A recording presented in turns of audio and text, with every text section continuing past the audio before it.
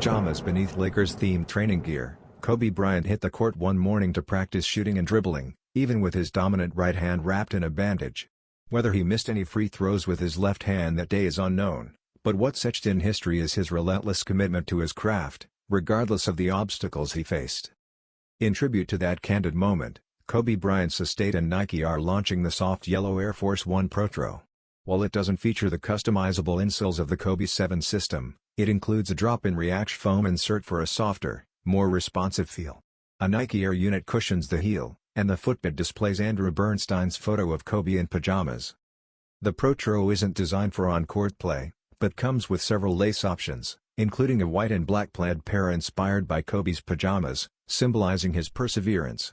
The soft yellow Air Force 1 Protro will release on June 24 through Nike,